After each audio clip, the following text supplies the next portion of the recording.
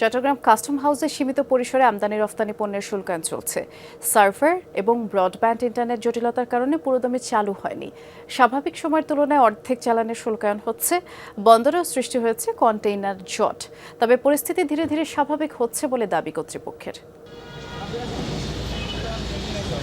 সীমিত পরিসরে broadband internet চালু এবং নিজস্ব সার্ভার এসআইকোডা ওয়ার্ল্ডের মাধ্যমে শুল্কায়ন শুরুর খবর পেয়ে চট্টগ্রাম কাস্টমস হাউসে ছুটে আসেন বিভিন্ন আমদানি রপ্তানিকারকের প্রতিনিধি C&F এজেন্টরা।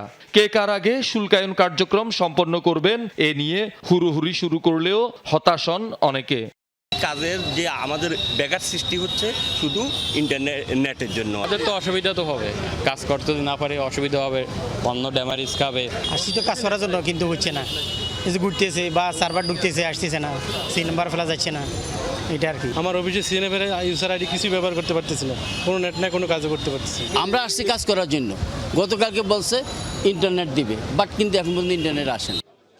আগের দাখিল করা বেশিরভাগ চালানের শুল্কায়ন এখনো সম্পন্ন হয়নি। সার্ভার জটিলতা আর নেটের গতি কম থাকায় বুধবার নতুন করে বিল অফ এন্ট্রি জমা দিতে গিয়েও পারেননি অনেকে।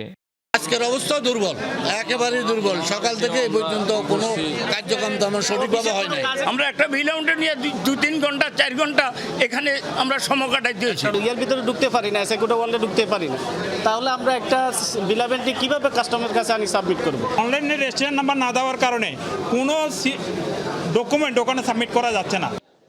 স্বাভাবিক সময়ে চট্টগ্রাম কাস্টমস হাউসে দিনে গড়ে 6 থেকে 6,500 আমদানি রপ্তানি চালানের শুল্কায়ন সম্পন্ন হয়। দুদিন ধরে হচ্ছে গড়ে 3,800 চালানের শুল্কায়ন, বেশিরভাগই ম্যানুয়ালি এবং বিকল্প পদ্ধতিতে। একটু ম্যানুয়াল ওভাররাইড করে এগুলোকে আমরা ছাড় করার কার্যক্রম নিয়েছি এবং সেগুলো ছাড় করা হয়েছে। এছাড়াও রপ্তানির ক্ষেত্রেও অফডকগুলো থেকে ম্যানুয়াল পদ্ধতিতে পণ্য চালান রিলিজ করার অনুমতি প্রদান করা হয়েছে এবং আমরা যাতে কাজটা দ্রুত করতে পারি সেই জন্য আমাদের ম্যান পাওয়ার ডিপ্লয় করা হয়েছে। 3টা শিফটে স্ক্যানিং কার্যক্রম চালু আছে, যাতে করে বন্দরে যে সকল কন্টেইনার নেমেছে অফডকগামী এবং ইপিজেডগামী যে সমস্ত জরুরি রপ্তানি পণ্যবাহী পণ্য চালান সেগুলো যাতে চলে যেতে পারে। কেউ ইন্টারনেট সেবা না পেলে বিকল্প ব্যবস্থা করা হয়েছে বলে দাবি কাস্টমস কর্তৃপক্ষের। যদি কেউ না পারেন, আমরা এখানে স্পেশাল মেজার্সটা রেখেছি। কাস্টম হাউসে আমরা 4টা কম্পিউটার ডেডিকেটেড করেছি আমদানিকারকের পক্ষে বা রপ্তানিকারকের পক্ষে। তাদের এজেন্টগণ যদি এখানে এসে বিল of entry, bill of export submit করতে চান, সেই ব্যবস্থাটা আমরা করেছি, যাদের জন্য যারা যদি কেউ আসলে ইন্টারনেটের অ্যাক্সেস পেতে এখনও সমস্যা হয়ে থাকে।